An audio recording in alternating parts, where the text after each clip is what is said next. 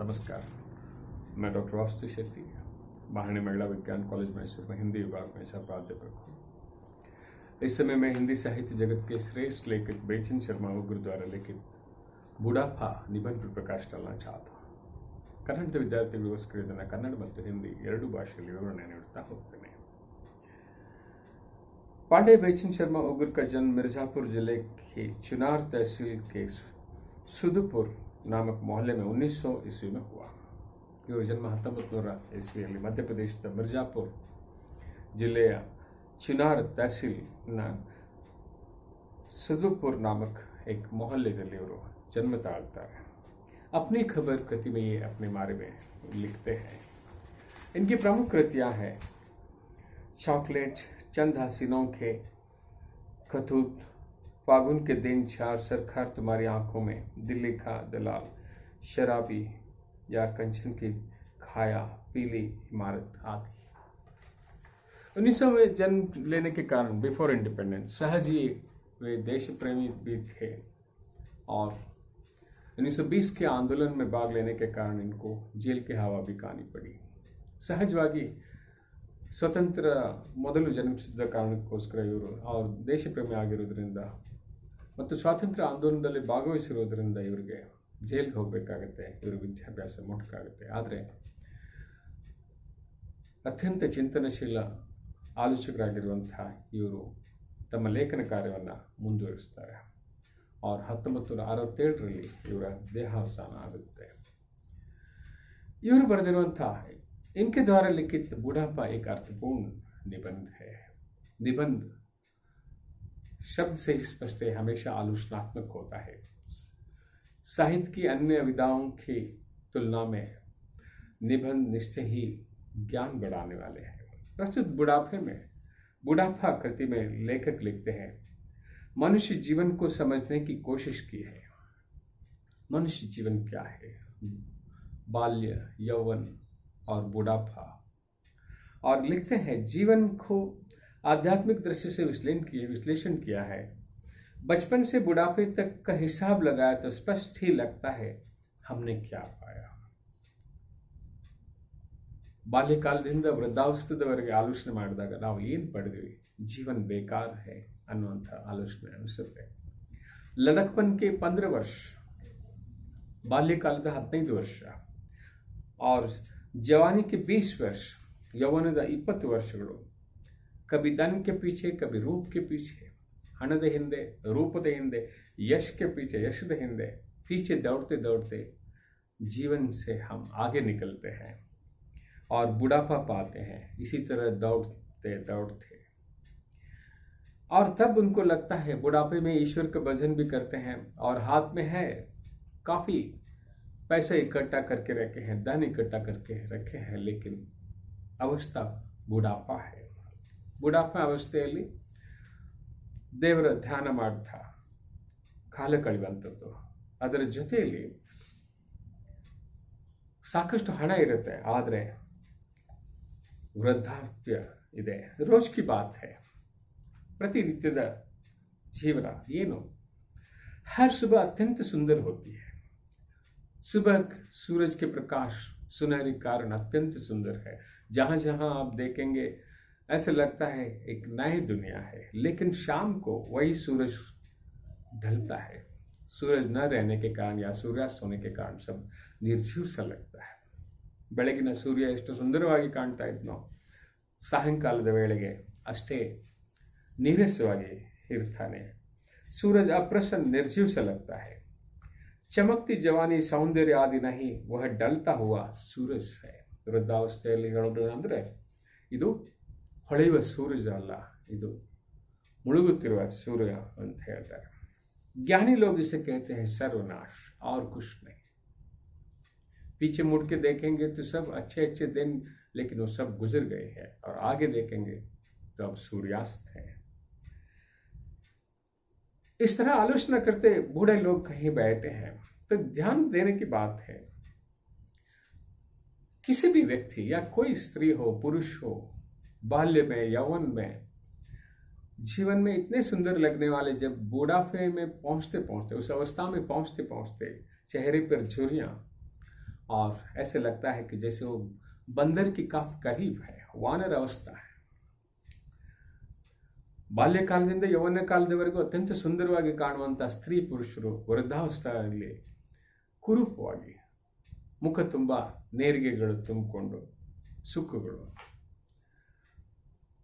ವಾನರ ಲೋಕದ ಹತ್ತಿರದ ಕಾಣ್ತಾರೆ. ಅದಕ್ಕೋಸ್ಕರ ಹೇಳ್ತಾರೆ, ಆರಾಮಾಗಿ ವೃದ್ಧಾವಸ್ಥೆಯಲ್ಲಿರುವಂಥ ಇವರು ಎಲ್ಲೋ ಕುಂತಿರ್ತಾರೆ, ಅಷ್ಟರಲ್ಲಿ ಚಿಕ್ಕ ಮಕ್ಕಳು ನೋಡ್ತಾರೆ, ಎಲ್ಲಿಂದ ಬರ್ತಾರೆ. गली से निकलते समय कहते हैं हट जाओ हनुमान जी से भाग कर यह जानवर इस शहर में आया है.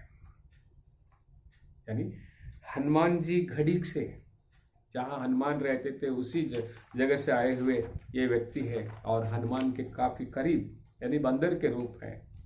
भागो, इस तरह ಆಟ ಆಡುವಂಥ ಚಿಕ್ಕ ಮಕ್ಕಳು ಇಸ್ ಥರ ಏನೇ ಒಬ್ಬ ಕೋತಿ ಅಂತ ಅಥವಾ ವಾನರ ಅಂತ ರೂಪದಲ್ಲಿರುವಂಥ ಬಂದಿದ್ದಾನೆ, ನಡೀರಿ ಓಡೋಣ ಅಂತ ಮಕ್ಕಳು ಹೇಳ್ತಾರೆ. ಬಹಳ ದುಃಖವಾಗುತ್ತೆ.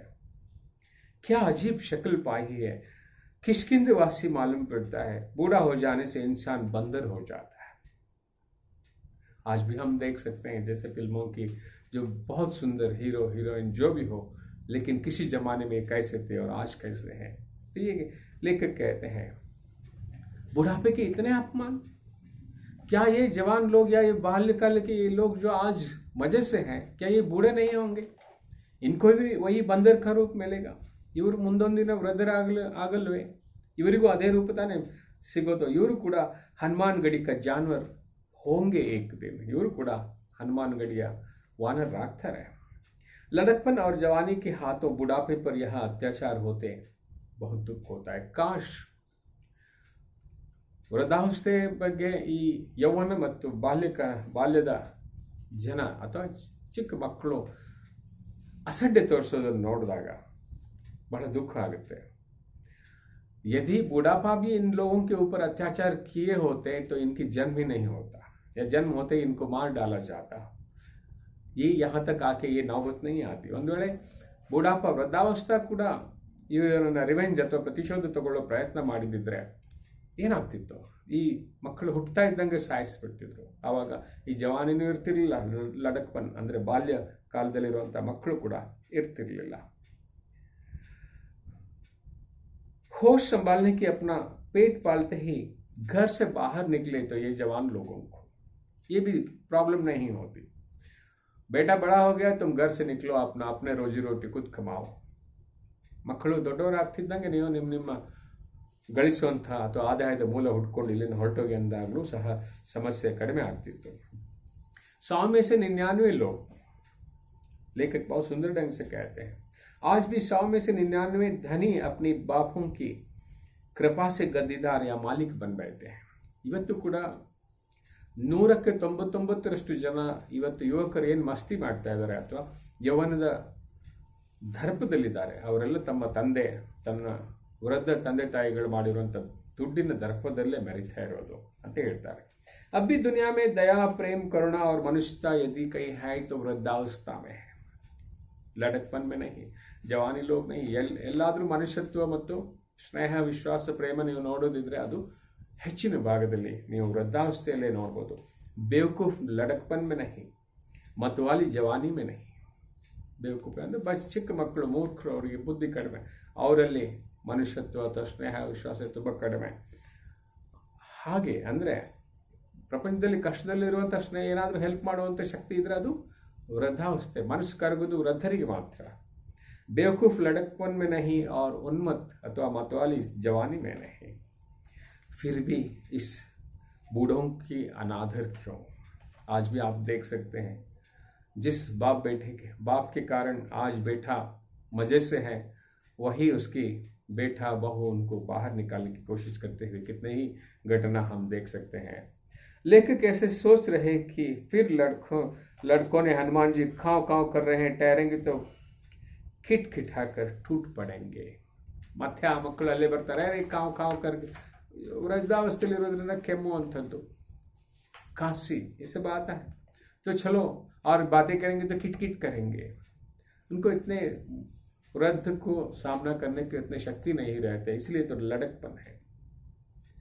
लेकिन शरीर के लिए बुढ़ापा है, ಶರೀರಕ್ಕೆ ವೃದ್ಧಾವಸ್ಥೆ ಬಂದಿದೆ, ಆದರೆ ಮನಸ್ಸಿಗೆಲ್ಲ. ಅದಕ್ಕೆ ಅವ್ರು ಹೇಳ್ತಾರೆ, एक बार जुआ खेलने का मन है, क्योंकि एक्सपीरियंस है, अनुभव है। 60 साल का अनुभव है, मेरे सफेद बाल, झुर्रीदार चेहरा, कांपते हाथ, झुकी कमर और निराश हृदय और जीवन भर की गाड़ी कमाई हाथ में। एक बार ताश खेलने का, यानी कार्ड्स ಆಡುವಂತ ಮನಸ್ಸಿದೆ, ದುಡ್ಡಿದೆ, ಅನುಭವ ಇದೆ, एक बार फिर और धन संपत्ति होने के कारण एक बार देख लो, लेकिन कांपते हुए हाथ, शरीर झुकी हुई है, कान यानी कम सुनते हैं, कम देखते हैं।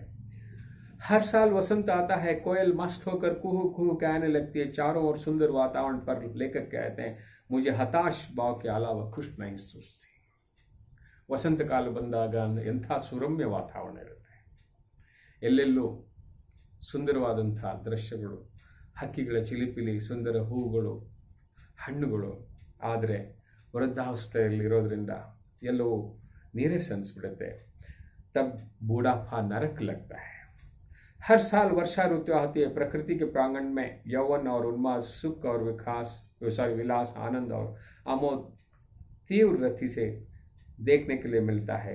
लड़कपन मुग्ध होकर लोटपोट हो जाती है। ವರ್ಷಾ ಋತು, ಮಳೆಗಾಲ ಬಂದಾಗ ಅತ್ಯಂತ ಸುಂದರವಾಗಿರುತ್ತೆ. ಮಕ್ಕಳು ಅದರಲ್ಲಿ ಹುಚ್ಚೆದ್ದು ಕುಣಿತಾರೆ. ಜವಾನಿ ಅವರು ಕೂಡ गाने लगते हैं, मजे से मस्त रहते हैं, लेकिन बुढ़ापा नहीं। बुढ़ापा स्वर्ग सुख भोगने के समय सर्दी के चंगुल में फंसकर कांस्ता खारता रहना पड़ता है। ಮಳೆಯ ಆನಂದವನ್ನು ಪಡಿಬೇಕು ಅಂತ ಮಳೆಯಲ್ಲಿ ನೆನೆದರೆ ಮತ್ತೆ ಕೆಮ್ಮು, ಶೀತ, ಏನೆಲ್ಲ ಸಮಸ್ಯೆಗಳು ಬರುತ್ತೆ. ಆ ಎಲ್ಲ ಆನಂದಗಳು ಇವತ್ತು ಯುವಕರು ಮತ್ತು ಮಕ್ಕಳು ಮಾಡೋದನ್ನು ನೋಡಿ ಸುಮ್ಮನೆ ಇರಬೇಕಾಗುತ್ತೆ. इसलिए बुढ़ापा नरक है। इस तरह कोई मुझे बाहर कर दो, यानी युवा बनाओ, मैं अपनी सारी संपत्ति दे दूंगा और जो बनाने वाले के गुलाम बनूंगा। इसलिए वो एक शब्द कहते हैं, बुढ़ापे की बादशाही से जवानी की गुलामी करोड़ दर्जा अच्छी है। कोई तो मुझे जवान बना दे और बनाने वालों का मैं गुलाम बनाऊंगा, क्योंकि मैं जवान हूँ, गुलाम बन सकते हैं। इस तरह वृद्धावस्था से बेहतर है। ಯಾರಾದರೂ ನನ್ನ ಈ ಯೌವನವನ್ನು ವಾಪಸ್ ಕೊಡಲಿ, ಈ ಬುಢಾಪವನ್ನು ದೂರ ಮಾಡಿದ್ರೆ ಅಂಥವರು ನಾನು ಗುಲಾಮ್ನಾಗಿರ್ಲಿಕ್ಕೆ ರೆಡಿ ಇದ್ದೇನೆ. ಯೌವನದಲ್ಲಿ ಗುಲಾಮಿ ಮಾಡ್ಬೋದು, ಈ ವೃದ್ಧಾವಸ್ಥೆಗಿಂತ ಒಳ್ಳೆಯದು ಅಂತ ಅವ್ರು ಹೇಳ್ತಾರೆ. लेकिन इस बुढ़ापे से दूर नहीं जा सकते, बुढ़ापे से ईश्वर भी छुटकारा नहीं दिला सकता। फिर एक बार जवानी, प्रेम आदि करने की इच्छा पूरी नहीं होगी। इसलिए फिर देरी क्यों, बुलाओ, हमें मृत्यु दे दो, हमें पंचभूत में लीन कर दो। इस तरह वो कहते हैं, मुक्ति दे दो, शरीर जलाकर पंचभूत में ಲೀನ್ हो जाए। ಮತ್ತೆ ಇಷ್ಟೊಂದು ವಾಪಸ್ ಜವಾನಿ ಅಥವಾ ಯೌವನ ಸಿಗೋದಿಲ್ಲ. ವೃದ್ಧಾವಸ್ಥೆದ ನರಕ ನಮಗೆ ಅನಿವಾರ್ಯ. ಹಾಗಿದ್ರೆ ಇನ್ಯಾಕೆ ಲೇಟ್, ನನ್ನನ್ನು ಕರೆದುಕೋ, ಸಾವನ್ನು ಕರುಣಿಸು ಅಂತ ಭಾಳ सूक्ष्मವಾಗಿ बेचन शर्मा उग्र, जो बड़ों के प्रति जहाँ कहीं अनादर होते हैं उसके बारे में सोचने के लिए मजबूर करते हैं। आज लड़का जो है जवान होगा, लेकिन एक दिन वो भी बूढ़ा होगा। हर कोई एक न एक दिन वानर का रूप, बंदर का रूप धारण, यानी उसको मिलेगा ही। हर साल जैसे जैसे गुजरती है वैसे वैसे चेहरे पे झुर्रियां हर किसी को लगता है। एक जमाना था मैं ऐसे इतना सुंदर था, वैसे था, ऐसे था, लेकिन वो केवल ಸ್ವಪ್ನ, ಬೀತೆ हुए दिन, ಕಳೆದು ಹೋಗಿರುವಂಥ ದಿನಗಳು. ವರ್ಷಗಳು ಕಳೆದಂತೆ ವಾನರ ರೂಪ ಪ್ರತಿಯೊಬ್ಬರಿಗೂ ಗ್ಯಾರಂಟಿ. ವೃದ್ಧಾವಸ್ಥಾ ನರಕನೇ ಅನ್ನುವಂಥದ್ದನ್ನು ಹೇಳ್ತಾರೆ. ಇಷ್ಟೆಲ್ಲ ಆದಾಗ್ಯೂ ಅವರಿಗೆ ಸಿಗಬೇಕಾದಂಥ ಗೌರವ सम्मान ಪ್ರತಿಯೊಬ್ಬರು ನೀಡಬೇಕು। बेचन शर्मा उग्र जी बहुत सुंदर ढंग से बुढ़ापा निबंध लिखे हैं, काफ़ी अर्थपूर्ण है। प्रणाम।